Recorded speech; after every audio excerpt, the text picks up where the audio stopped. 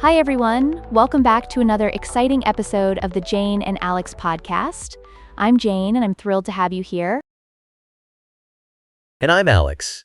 We're super excited to dive into today's topic with you all. Today, we're tackling something really intriguing: English phrases you might want to stop using. That's right. Some phrases are, kind of overused or just plain confusing. We'll help you sound more natural and, confident while speaking English. So, Alex, why do you think it's essential to retire some of these phrases? Well, language changes all the time. Using outdated phrases can make you sound less fluent. Or sometimes people just misunderstand what you're trying to say, right? Absolutely. Finding natural alternatives helps you communicate clearly. Think of it like updating your wardrobe. Who wants to wear clothes from a decade ago? Haha, exactly. So the way we talk should feel fresh and modern, just like new clothes. Let's dive deeper. Why does using outdated phrases really matter? I think using outdated phrases can make conversations sound awkward, right? Exactly. And it can confuse listeners. For example, saying, "I'm good with it," might make someone, uncertain. Do you really mean, "I don't mind"? Oh, I get that. It's like when someone says, "Let's touch base." I just want to know what they really mean. Let's explore some situations where learners often land on these unnatural phrases, shall we? For sure. Like in work or school, people might say, "I will do the needful," which just sounds, outdated, right?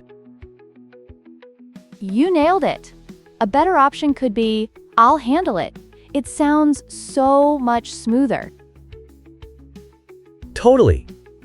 And then in daily talks, people often throw out, "No worries." Alternatives like, "That's fine," feel much more natural, right? Now let's list some phrases that learners tend to overuse.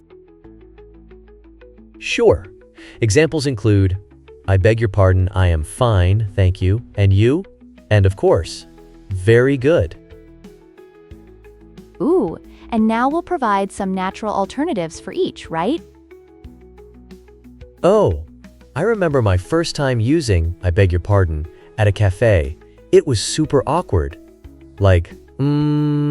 Do I even say that right? Instead of, "I beg your pardon," just use, "Sorry," or "Excuse me?" How does that sound? Haha, that's easy. What about, "I am fine, thank you, and you?" I've said that so many times. It sounds robotic, right? Instead, try, "I'm good, thanks. How about you?" It's much more relaxed.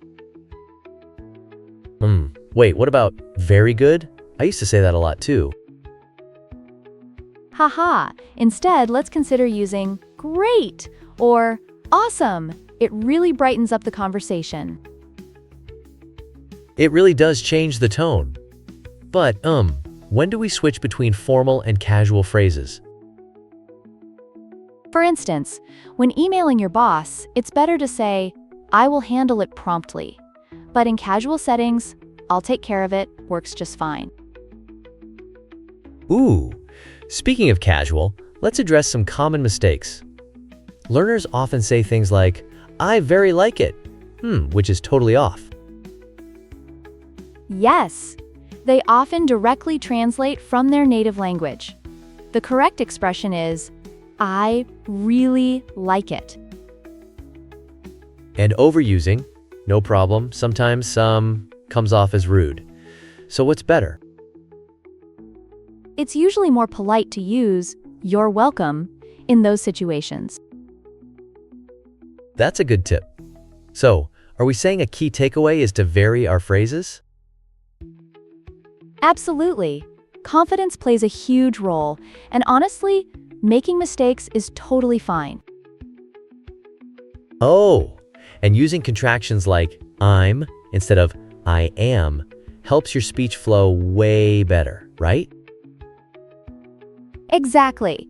Smiling when you speak really improves your tone and intonation too.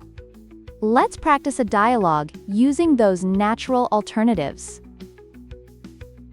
Okay, let's imagine we're at a cafe. Not awkward at all. Sure. Excuse me, could you repeat that? Sure, I said, I'll take care of it. Thanks. That's so much better than, I will do the needful. That sounds so stiff. Exactly. Little changes can really make a big difference.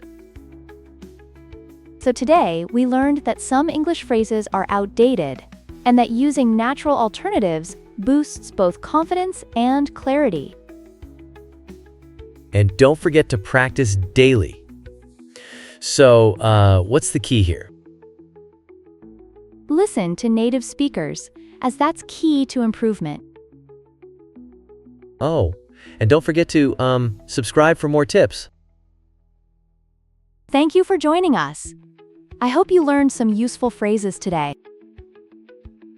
And remember, practice a few alternatives every day, and you'll definitely notice improvement. So, until next time, keep speaking confidently. Bye, everyone. Can't wait for our next chat.